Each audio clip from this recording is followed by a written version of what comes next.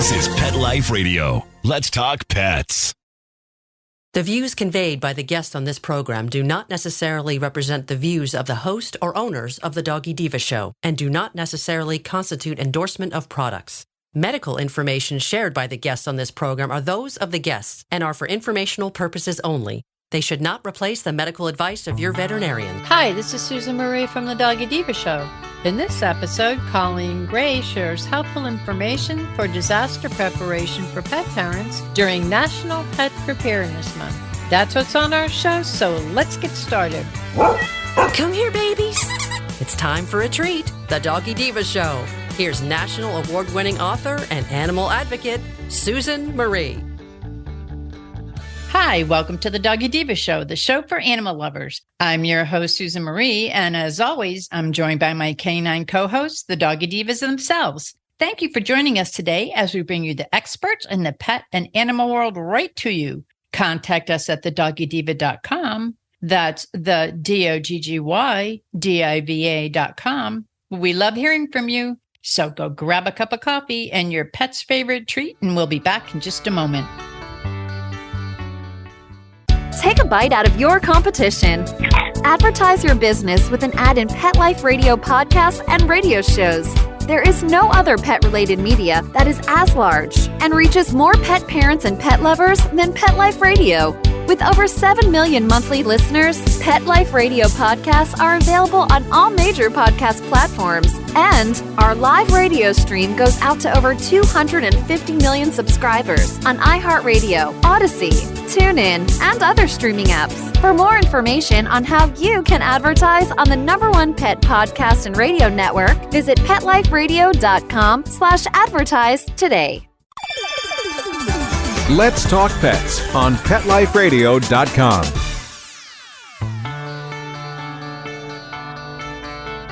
Welcome back, everyone, to the Doggy Diva Show. Everyone across the country has the potential for natural disasters like hurricanes, floods, tornadoes, blizzards, wildfires, earthquakes, landslides, just to name a few.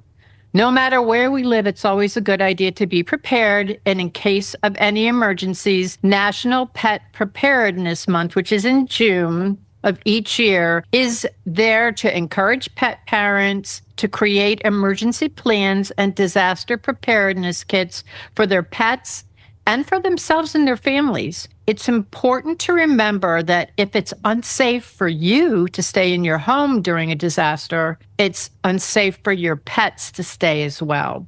And with us today is Colleen Gray. Colleen's from the West Coast. She's in California, who will be sharing, along with me, who is on the East Coast, some helpful information to help prepare for disasters, what to do during a disaster, and also what to do after disaster, and how it could impact you, your pets, and your surroundings. So I want to welcome back Colleen. Welcome back, Colleen. Hello, it's great to be with you. So good to have you. And this is such an important month to officially start preparing for, in my case, hurricane season, but also as a California pet parent, you have like a different level of preparedness that you have to prepare for with these weather-related and environmental disasters and those challenges that impact the West Coast. So what I thought I'd do is I will start with our East Coast weather-related issues, and then you can share the West Coast, which is equally important and critical, but kind of in a different way. So I'm going to start with the East Coast. You can go to the West Coast, and then I think that hopefully everyone will have their pens and papers ready because it's kind of like a different set of preparedness and kits that we're going to be putting together. A lot of it will be the same, but some of it's different based on where we're located. So, well, because hurricane season begins June 1st, the month of June is also recognized as National Pet Preparedness Month. And for those of us living in Florida and on the coast here, or the Gulf Coast, the most effective way to prepare for this type of stormy weather is to start planning now. Every home should have their hurricane preparedness kits ready for their pets and for pet parents in case of weather-related emergencies. So what I'm going to do is I put together some of the things that I do and also that we've recommended throughout the years here on the Sun Coast. So number one, it's very important, have your pets collars on at all times with their tags on for easy identification. And verify that the current contact information is on your pet's ID tags. And very important, and I learned this during a hurricane, and I think we all learned it during Katrina, very important to have an out-of-state contact number on the tag as well, because you want to make sure that if any of the cell towers or any of your local communications go out, if you happen to be separated for your pet for any reason, with their collars on, with their IDs on, there could be notification made to someone out of state just to let them know that the pet is being held so that, when the services come back up, that you could be contacted. And also, along with the collar and ID tags, please make sure that your pet is microchipped. If your pets should ever become lost or separated you, again, for any reason, microchipping your fur kids, it just greatly increases the chances of locating them. It's very critical to keep your contact information current if you happen to move, if you happen to be even on vacation somewhere, if you spend months in one part of the country and other months in another part of the country, make sure you have your correct ID tags on and make sure that you also have your microchip information pertaining to where you're going to be. And again, include that out-of-state contact number in case any of the local phone or cell connections are not in service. Another thing is leashes and harnesses. Be sure to bring a harness and an extra leash for each pet in case they pull out of their collars. I know some people never use harnesses. I didn't until, again, we had an emergency, and I know the importance of them. So have the harness on, and I also have an ID tag on the harness, and I have the collar on with their ID as well. So just make sure. And I have on my collar, I actually got the hard little tag that has the microchip information on it as well. So you may want to do that because, again, microchipping and keeping the information current is very, very important. You may also want to have, and I believe, Colleen, you're going to be going over this, whether it be during or after a disaster, you also, your pet is acclimating. It may be in a stressful situation where you've never had to muzzle your pet, but have a pet muzzle on hand in your kit, just in case. You never know when your pets are anxious or what's going on outside, or when you actually leave your house, the surroundings have changed. Then you want to make sure that your pet's in a muzzle so that it doesn't do anything out of anxiety. Always make sure you have your crates ready. We have collapsible crates. We have crates in our house for the dogs, but I also have collapsible crates that are in the room that I keep my go kit in, and I can just throw them into the back of the truck and everything will be good. They don't take up much space. And if you have to go into a shelter situation where you're going to a pet-free shelter, you want to make sure that your crates are ready to go. And also, if you have a smaller pet, make sure it's in a carrier, and make sure that both the crate and the carrier, that they can move around in it. And in a crate, it's important that be able to lie down, to stand up, to turn around in. And always make sure you have familiar favorite beds, blankets, and toys for your pets in case you do have to go into a shelter situation where they will have familiar things within their crates. And also, it's always important to check with the shelter before you go. Make sure it's pet friendly. You can go into your local government websites that will tell you where there are pet friendly shelters. But I always also have a plastic sleeve for the outside of the crate with a picture of my dog and me, so that people will know that these are my pets and that they're easily identifiable. So that may be something. And then I just have the contact information on the back of the picture. And some essential supplies that we all need as pet parents. You have to pack up extra dog waste bags. I have these great bags. They are they're smell proof. We use them all year round. Actually, we used them in a hurricane situation, and they are so effective. We use them all year round. They're great. And you have to have disinfectant on hand, paper towels, and then I use Ziploc bags as well and put everything in trash bags, disposable trash bags. And for those of you that have kitties, you're going to need a kitty litter box that fits inside your kitty's carrier. And don't forget to pack extra kitty litter, a scoop, and again, secure disposable trash bags. You could also put it inside a Ziploc bag to ensure that, it's the waste and the odor are trapped in the bag, the Ziploc bag, before you put it in the trash bag. And again, if you do not have a kitty litter box small enough for your carrier or a small crate that you're going to have your cat in, please make sure that you look at, and you can get them at the dollar store, you can get them at different places. They're small gift boxes. You could use a small gift box for your cat as a kitty litter box as well if you can't find one that's small enough. Very important to have your pet's photos, current photos. And I know this may sound odd, but we never know what time of year disaster is going to strike. So please make sure that you have a photo of your, whether it be a dog or a cat, before grooming and after grooming, because as we all know, they could look like two different pets after the grooming. And also make sure you have a photo of not only your pet alone, but again, have a photo of you with your pets. So there would be the pet parent and the pet. For food, treats, water, pack enough for at least 5 days for each pet. And don't forget bowls, a can opener if you bring canned pet food.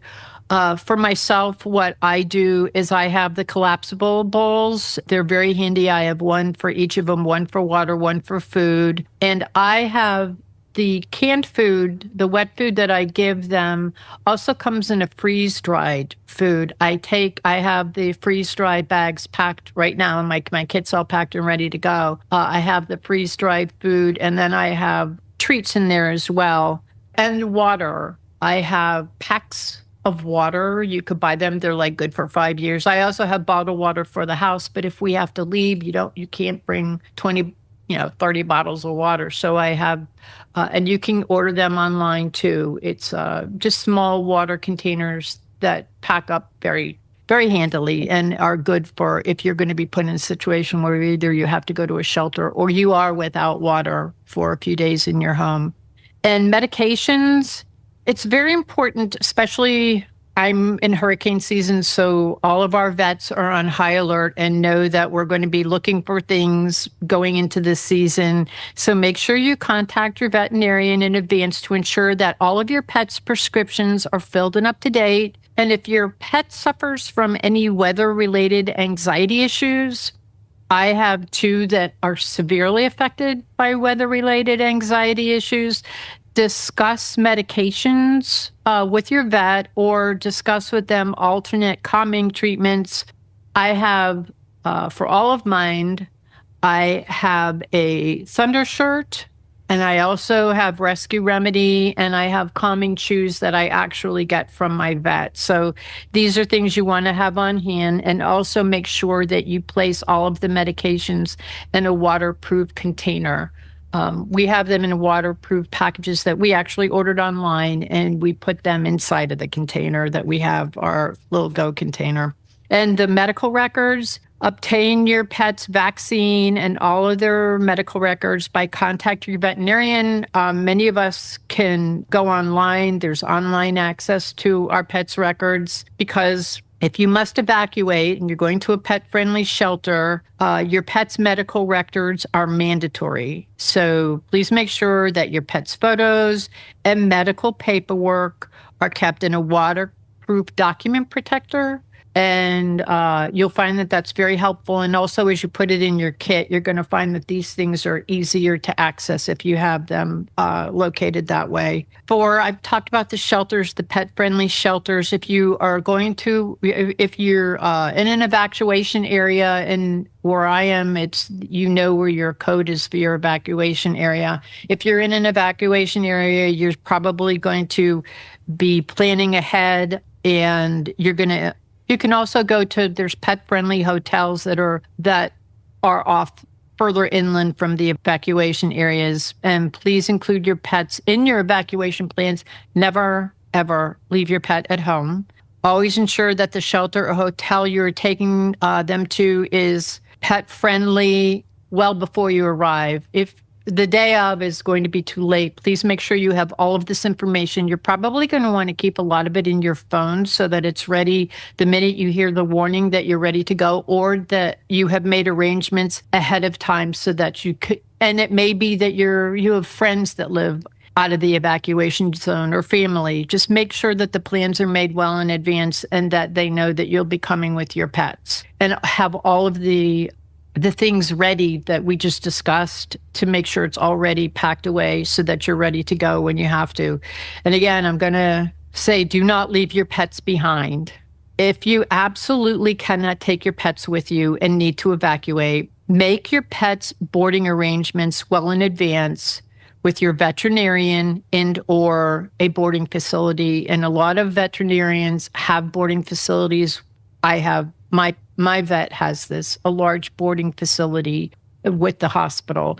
And there are a number of other places, locations around where I am that have that. But also with your vet's help, or you may just know of different boarding facilities that you could place your pet in. So make sure you have all of this information well beforehand. That's why I say June's a great month. It's the beginning of hurricane season here. So it's a great month to make sure you have all of this information in your phones or on a piece of paper where it's in waterproof. I also have a waterproof carrier for my phone. And just make sure that if you are going to be going to a boarding facility, and again, your vet will know this, but they're going to be having so many pets staying with them, make sure that you provide them with your pet's medication, the dosing schedule, the food that you're feeding them. You have to bring your own food, and the feeding instructions.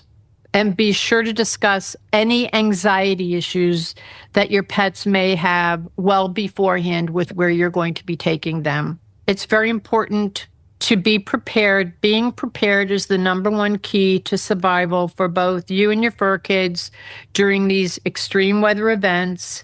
And as always, contact your veterinarian for your pet's health-related questions and concerns going into this, or just along the way. Have them in your phone. In case we lose cell phone service, have them in a location, the numbers in a location that you will be able to contact them. If you have pet insurance, just make sure that everything's where you could just go to right away.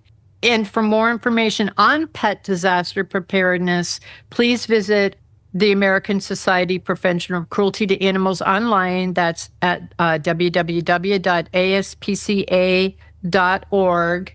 And again, I can't stress enough, it's so important to be prepared. And that's why June is a perfect time for all of us to get together and start preparing for our pet safety and for our safety as well. So I think what I'm going to do right now is take a quick break. And then when we come back, we could talk to Colleen a little more about disaster preparedness, and also how specifically you prepare with wildfires, with earthquakes, landslides. And also we'll both talk about what we do after the disaster occurs, how we could help with our pets' anxiety and our anxiety. So we will be back in just a moment.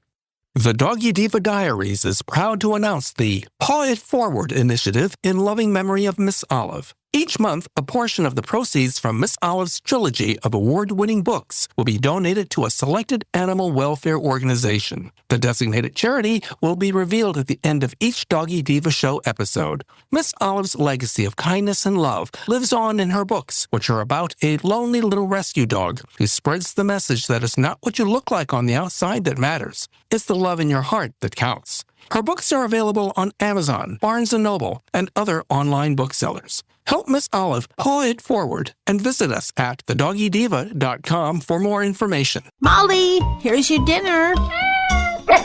Zeus, that's not your food. Don't let that happen to your precious cat. Elevate your cat's eating experience with the Cat Tree Tray. The Cat Tree Tray keeps your cat's food off the floor and conveniently located on the cat tree. It's the perfect way to eat. It's a beautiful wrought iron tray that easily attaches to your cat tree and keeps dogs and other critters out of your cat's dish. A must for multi-pet households. There's a 6-inch tray for large bowls and a 4-inch tray for smaller bowls. Purchase your cat tree tray today. Go right now to cattreetray.com. That's cattreetray.com. CATTREETRAY.com. Let's talk pets Let's talk pets on Pet Life Radio. Pet Life Radio. PetLifeRadio.com. Welcome back, everyone. We are here with Colleen Gray discussing June being National Pet Preparedness Month. We have heard about disaster prep for the East Coast and hurricanes and flooding. But Colleen, can you share with us, because you have a little bit of a different situation with your weather and environmental situations on the West Coast and your challenges. Can you share a little bit of that with us? Because even though we all have our Go kits, preparedness kits, crates ready, there's a little bit more to do on the West Coast, because usually I know ahead of time when a hurricane's going to hit. A lot of times with the wildfires, you have to do an immediate evacuation. So can you share a little bit of that with us? Absolutely. Yep. Wherever we live, there are weather events and emergencies that happen. And like you said, here in California, we have wildfires, earthquakes, landslides, and other things. But those tend to be the three issues that provide the most cause for concern as far as preparing for an emergency. And it is a little bit different out here. I'll just use wildfires as an example, because that seems to be the most, knock on wood, that seems to be the most frequent natural disaster that we deal with on a more frequent basis than we used to. So just kind of how it differs a little bit from the East Coast and what you had just described. So in terms of the Go kit, I believe everything you said is exactly applicable to the West Coast as well. So all of the items that you mentioned, the microchipping, the items that you need, the Go kit, medications, et cetera, those would be the same. So that was a fantastic list that you went through. Some things, though, that we take into consideration here in California, and certainly even on the West Coast. I know Oregon and Washington have fires. We just tend to have several of them down here in Southern California per year. But in terms of the difference is that we tend to have less warning time versus a hurricane. Typically, hurricanes are tracked sometimes for days in advance, but wildfires can start with no notice or short notice, requiring instant reaction and evacuation. So we really have to be ready in an instant. Also, predictability. Hurricane paths can, again, be tracked and forecasted. They can still be unpredictable. But the challenge with the fires here in California is the wind can shift, the terrain is different, the dry fuel can cause the wildfires to change speed and direction very, very fast. It's interesting to think about this area in Southern California as being a desert, but it truly is. So we have a lot of dry vegetation that fuels these fires. Even when we have a wet winter, oftentimes that will encourage growth and we'll have lots of green vegetation, but then that dries out. So it's kind of a double-edged sword when we have rainy seasons, but the more fuel that we have for these fires to grow, the more challenging they can be. So another thing is the scale and distance. So wildfires are typically highly localized. The evacuees usually travel much shorter distances to temporary assembly areas or local shelters versus the hurricanes. But again, it's very, very intense on a very short notice level when you're dealing with wildfires. So you really have to have that plan firmly in place before you have to handle the situation. And then also in terms of the routing risks. So for escaping a wildfire can be complicated by smoke, reducing visibility and the fire potentially jumping or blocking designated exit routes. So you really need to have a couple of different routes in mind in your plan, just in case things change. Hurricane evacuations have different challenges, like, the massive traffic congestion, bridge closures, et cetera, due to high winds. But you do have to prepare similarly to have a few routes in place when you're preparing for wildfire evacuation. And it used to be that wildfire season, decades ago, probably I moved here almost 40 years ago, and once you got through the fall, you were pretty safe in terms of wildfires for at least a few months. Now it is truly a year-round concern that we have here.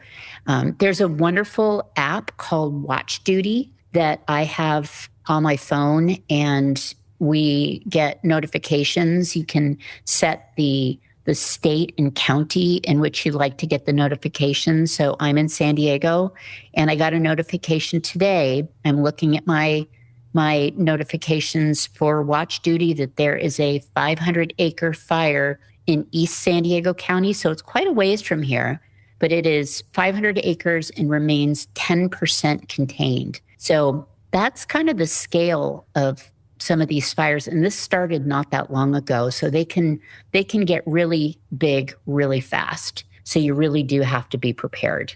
And I just wanted to ask one more thing about the app. Can you just give the app out again? Because I know that there's quite a few people that have that app, and there's others that may not even know about it. Yeah, one of my friends told me about it a couple of years ago. I had lived here for a really long time. I didn't know about it. And it's called Watch Duty, WATCHDUTY. And you can just download it from the App Store, and it's wonderful. And then you just set the locations that you want to have on alert. And it's great. We had fires here not too long ago, probably about 2 weeks ago, that were about 10 miles from my house.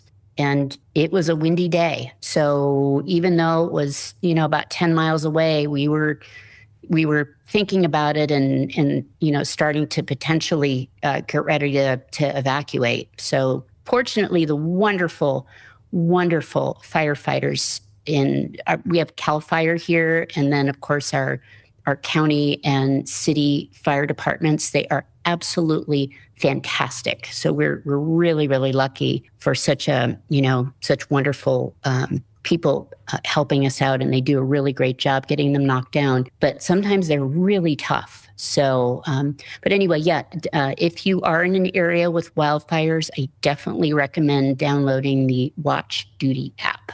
That's wonderful. And, what we have mostly talked about in going through June being National Pet Preparedness Month, we've talked about, small domestic animals or pets. Mm-hmm. But you work at a large animal veterinary hospital. Can you, and again, we don't want to go into like a lot, but can you just share some information regarding large animals and livestock information just in preparation for any type of a weather or environmental disaster? Yes. It's particularly scary when you have a large animal and you need to get them out of an area quickly because there are just additional logistics. And I have actually had to evacuate before. It was I believe it was 1996, and I had a horse in Carlsbad, California, and we could actually see the fire coming over the hill. And it was, at the time, a very undeveloped area, and there were eucalyptus trees, and they were just going up like matchsticks. So fortunately, we had a plan, and there were several people with their horses on the property. We were able to evacuate to the fairgrounds in Del Mar. A lot of times, those are the types of areas that you evacuate to with large animals, but it is just a whole different level of coordination and planning when you have livestock and large animals. So just a few things I wanted to touch on. The first thing is to maintain a road-ready trailer and truck. So if you just have it ready to go, have it maintained, practice loading your animals. So make sure that they can get on a trailer, that they're not, extra fearful getting on a trailer, because in an emergency, it's going to be a stressful situation anyway. But if they're used to getting on the trailer, it's just that much easier, because it is crucial that they're able to get on the method of transport. So the first thing is make sure you have your road-ready trailer, or you have a friend that you've made arrangements with that has a truck and trailer. Know generally where your off-site sheltering might be. So here in San Diego, we have the Del Mar Fairgrounds. There are, maybe check your local county websites, you can even just Google large animal evacuation websites and just look specifically to your area and just see where those evacuation sites might be. You might know intuitively, but it's definitely good to know generally where you can take your animals before you actually have to leave. You also want to pack, again, a 7 to 14 day go kit featuring food, water, medical records, ID tags, etc. And then when you do put together your evacuation plan, calculate your trailer capacity. So see how many animals you can actually haul. If you don't have enough space in your trailer, make sure to pre-arrange with neighbors or friends or local community haulers for backup transport. It's really, really important to have that in mind and planned out in advance.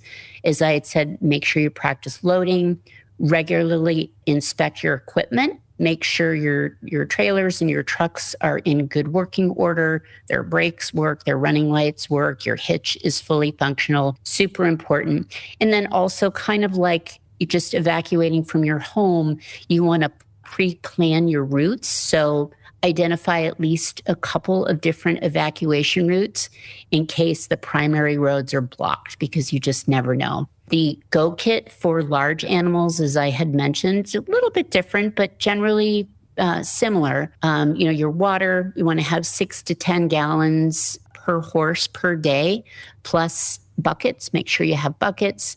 You want to pack a 14-day supply of feed and hay in waterproof containers per animal. Identification, like we do with our small animals. You want permanent forms of ID, microchips and tattoos. Also have waterproof photos of you with your large animals to prove ownership. Have your medical and legal documents with you, copies of Coggins tests, vaccination records, etc. And then also your handling gear, which would be halters, lead ropes, flashlights, thick gloves, first aid supplies, and all that. If you aren't able to evacuate your animals, if the roads are closed and it's too late to leave, make sure that you put the livestock in large overgrazed pastures rather than wooded areas or small barns where they could be trapped by falling trees. You don't want to lock large animals into an enclosed barn, and also ensure that all your gates can be opened easily, and mark animals with non-toxic spray paint. So people actually spray paint their phone number on their animals with non-toxic paint. And you can also write your phone number on their hooves. So those are just kind of a few different ideas. A great place to go for a good checklist and also some more specifics about how to prepare is the American Veterinary Medical Association has a section under emergency care. You can type in large animal and livestock. They have a really good checklist of the items you'll need and how to prepare in case of emergency. And the website, it's avma.org, American Veterinary Medical Association, avma.org. Wow, that's great information. Thank you so much, because most of the time we talk about, our pets, and we tend to forget, and I know that you're around them all the time, but sometimes we forget to talk about what to do with our large animals and the livestock. So I thank you so much. That's great information. Very helpful. Before we go, what I want to talk about with you, and I think that we've both experienced this, how to go about, we've prepared for the disaster. We've already taken care of what goes on in the disaster. If you have to go to a shelter or your pet, is in a boarding facility or whatever, you've gone through what you have to do to prepare, what you have to do during the hurricane or disaster or wildfires, and then after the disaster, when you have to assess your home, assess your yard, your streets, and you have to do all of that before you can even take your pets outside, which they are probably in a high anxiety situation as it is because of what we happened to be in the middle of a tornado not too long ago, which did a lot of damage to our home. And we had the pets in crates in our safe room, and we were fine. But when we came out, it's a very tenuous situation. So can you share some advice or some information that you may have with that?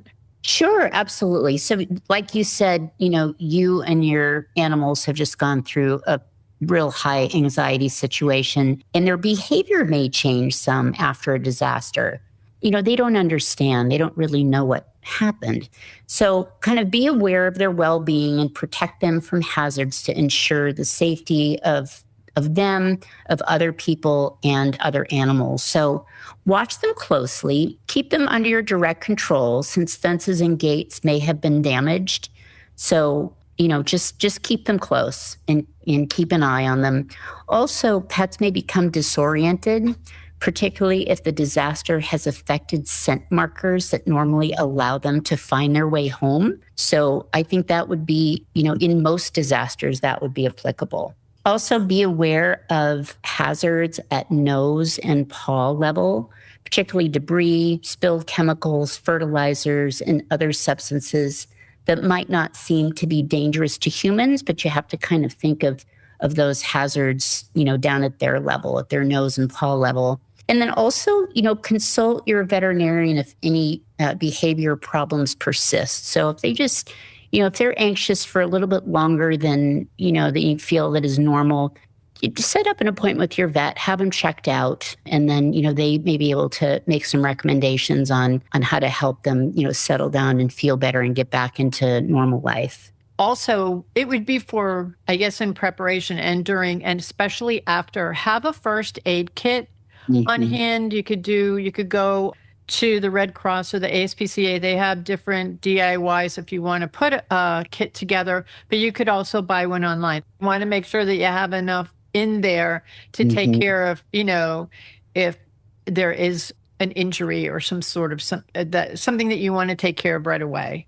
Absolutely. So you can never be too prepared. Never be too prepared. And I think the bottom line, what this is all about is make sure that you recognize and treat your pets like the family that they are, and to include them in all of your evacuation plans. And what's good too is, and I would imagine this would be for disasters in your side of the country and my side of the country, when you put whether it be an evacuation plan, a disaster plan together, and if you have different family members, assign each person something. Maybe it may be a pet. Maybe it'll be to put the crates in the truck. Maybe it'll be to put the totes, the food, whatever it may be. If you have someone in charge of it, you're not all, and it's written out on paper, or you've got it in your phone, or you got it on your computer, so that everybody knows what they have to do, and kind of do like a dry run ahead to make sure that everyone knows what they have to do,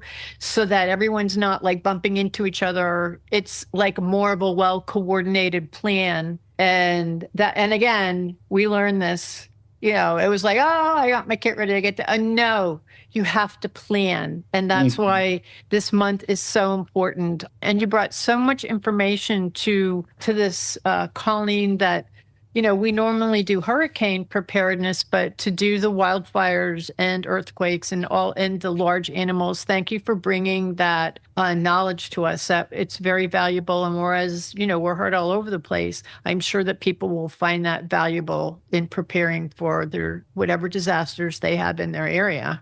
Absolutely. And if it just, the information just helps a handful of people, yes, that's wonderful. And if people have questions, they can always go to the Red Cross and ASPCA.org. And what was the large animal one?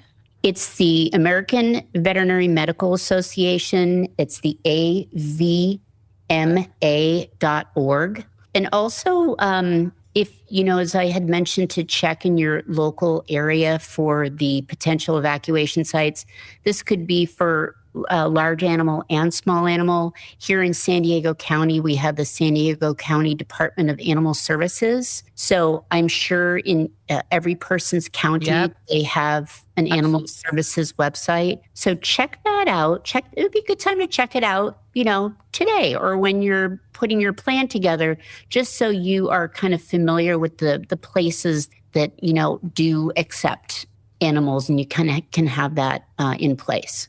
Yes, and you're right. Today's the day to today's the day to start preparing. You can never be too prepared. So, I want to thank you so much for being our guest and sharing such vital information for pet parents, for large animal livestock, all that. You brought so much awareness to us during National Pet Preparedness Month. And in honor of our beloved Miss Olive and her Pod Forward program, we will be making a donation to Spay and Neuter Action Project in San Diego, SNAP, in your name. And, I know this is an organization that you're very passionate about and you're involved with. Can you just tell us a little bit about SNAP? Thank you so much for the donation to the Spay and Neuter Action Project. It is an organization that is very near and dear to my heart. And I'm just so thrilled with the work that they do every day in our county, providing thousands of low-cost spays and neuters throughout San Diego County each year. So SNAP was co-founded in 1990 by a group of women who volunteered at local shelters. And it was clear to them that, of course, over time, the population of animals that are taken into the shelters, it just balloons. And they saw it for themselves, and they were trying to think of a solution. So they felt that by establishing affordable spay and neuter clinics, that could be a real help in curbing the animal overpopulation in San Diego. So they founded SNAP in 1990, and they have what's called a neuter scooters. It's a large bus. It's a mobile surgical suite, and they go throughout San Diego County, and they provide low-cost spay and neuter all throughout the area. So they really get into every corner of the county. Sometimes the spay and neuter days are sponsored by different organizations, and the spay and neuters are free. But if people do pay for the spay and neuter services, they're very, very low cost, very affordable. And also, if you get your animal spayed or neutered with SNAP, they will provide a microchip implant for an additional $10. So you can have your animal altered and microchipped. They do fantastic work. They have a new affordable spay and neuter actual suite. It's actually a building in East San Diego County that was just, I believe it was a year or so ago, they opened that. So they have the neuter scooter, they have the new spay and neuter facility in East San Diego County, and there's going to be an additional neuter scooter that they are going to outfit and have ready to go, hopefully within the next 6 months. So they just do fantastic work. I thank you from the bottom of my heart for supporting them, because they just do a wonderful job helping our community here in San Diego. Oh, no. And I know you speak so highly of them. And I end each of my shows with remember to spay and neuter a microchip. So they're very near and dear to my heart as well. And for people who may want to learn more or may want to help contribute to the wonderful work that they're doing, can you please share their information where people can go to find out more about them? Absolutely. So it's the Spay and Neuter Action Project. Their website is snap-sandiego.org. So it's snap-sandiego.org. Thank you. That's an amazing organization. And I also want to thank you for bringing so much knowledge and experience to this show. This is like my show every year. I just feel it's so important to be prepared, especially during National Pet Preparedness Month, which not only is it for us and our pets. But I think that as it just shows from what you shared and what I shared, that it's something that's throughout the entire country. So I certainly hope that this helped. And all of you listeners, please be safe and be prepared. So thank you very much. And we'll be back in just a moment.